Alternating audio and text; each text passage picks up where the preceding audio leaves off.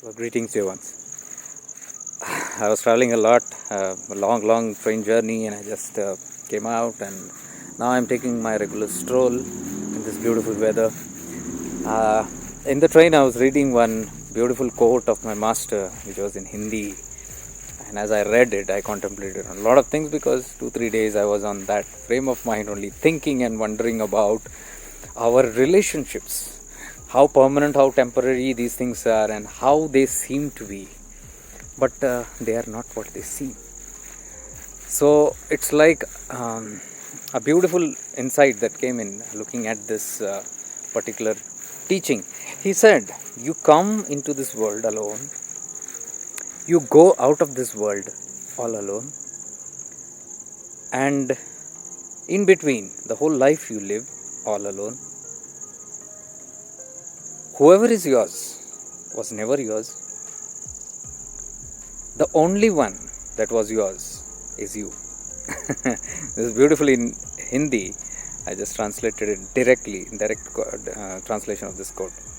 See, such beautiful and deep insight it is, which we must contemplate on, because in my tour to Tiruvannamalai, I have been contemplating on all these things, the temporariness of this whole world and everything that there is in this world, especially the world that we live in, the small world that we live in, that includes our family, our friends, our well-wishers, so-called well-wishers. There are no, actually, according to my terminology, there is nothing called well-wishers. Because until the consciousness is risen above a certain level, we cannot call that as a well-wishing, because every well-wishing will be very conditional. We are talking something that has no condition, that is just pure love. So that is very less. So in our, technically in our terms, our what we refer to as well-wisher is not really well-wisher, because something has some agenda, something has something to gain from the other, and that is why they keep the other happy, or they find themselves happy in somebody's company, because there is something, some give and take happening. This is of unconscious living that I'm talking about. But if you are aware, I'm talking from that space. You get clarity through all these things. So look at this quote. He said, we come alone. Exactly, we come physically as well as soulfully also alone. If you see, it's a lonely journey that we enter into this world alone. While going also, we go alone. How much our possessions, how much our people we love or care, or those who care for us, or all our well-wishers, even if they surround us, they cannot do anything. Even if we are in certain kind of trauma while leaving the body, nobody can take even an ounce of your pain away. What exact use is that? We have invested in all relationships. We are out of insecurity. There is so much of insecurity, even among our close relations. If you see, it's all out of insecurity. There is some security in having the other person with us. To keep that secure, we love, which we call as very unconditional. It's not. It's very, very clear conditional love. It's actually, I would call it as a very selfish love, because for example, if I love somebody very close to me and I show I am loving a lot, if you dig deeper, you will see that I am loving because there is a condition, because there is a reason to love. What is that reason? Because if I love that person and keep that person happy, that person is going to keep me happy. If that person gets triggered, my happiness is gone for a toss. So that I don't destroy my happiness, I try to keep the other person happy. This is what awareness shows you. And once you have transparency in these things, you will see through the relationship, you will see the temporariness of all the relationships. Exactly what this quote said. I am amazed, because I have not heard much Gurudev talking about these aspects, but since the quote officially came, so it shows these are the ultimate truths, and when we are ready to listen to it, hear it. When we are ready to hear it, we get that message. So it talked about temporary. My master is much in the world. He has never run away from the world. He has never discarded his responsibilities. He has been full-fledged in his responsibilities, fulfilling all his responsibilities, because that's a karmic debt. So he is doing his dharma, but at the same time, he is fully aware the temporariness of everything. Because he said, no one is actually yours. Whom you think to be yours belongs to you. actually do not belong to you. What belongs to you, he says, is you. Now, who's that you? That you is that real you.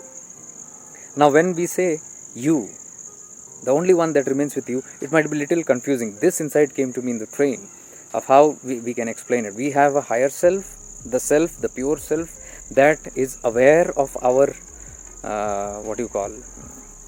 the lower self, the ego self that has a false I. So we are talking all about our false I. What I'm talking to you about the I, we are generally talking about this false I with some identity, some personality. But when we get into awareness and we sink deeper, we see that there is somebody, like in yesterday's video I was telling, if somebody is meditating, fine. If somebody is chanting, fine. But who is the chanter? There is somebody chanting. That is the I, false I. The meditator is the false I. That sits to do sadhana, sits to do meditation. But if you go a little more deeper, you'll see there is someone even watching that meditator. Who's watching that meditator? That's the higher self. That's what I call the real I. So the real I is watching. See, there is a communication. There is a deep relationship between these, the real I and the false I. They are like friends. They are like soulmates. This concept of soulmate. You know what is a soulmate, right? Or twin soul, whatever you call it. Twin flame. It's like two bodies, one soul. So they are sharing two bodies. In one soul is sharing two bodies. So it's like they are out of the same source. So the bond is very, very strong. Same happens with our higher self and the lower self. The one that you recognize by entering into awareness, the higher self, the real I, the pure I, is having a friendship with the lower I. So who will belong to you? Who will be the only one that goes with you? This higher self can see the lower self. That is the only thing that will go with it. And that is the only one that is going to be with you all your life. Your lower self. And if you see from the lower self angle, who is with you? Your higher self, the real one. So that is the real bond we got to establish. That is the real bond we got to merge with, because this is our real-time companion. So I was in a hurry, so I just rushed out with this cell phone before it gets dark. I can record this message and the light is dimming now again. So I take your leave. I think this must have helped us to contemplate on certain aspects of our life without blindly just living, thinking the false illusion, the cosmic play to be real. Knowing is another thing. Knowing this wisdom is another thing. Reflecting on it, contemplating on it, and experiencing it is another. This is what I very strongly learned in Ramanashram in Tiruvannamalai. All these beautiful days that I completely was absorbed and I sunk in that space. So I thought I must share this in case you find this useful. So for now, I'm taking your leave. Much divine love and light to all of you. Stay blessed.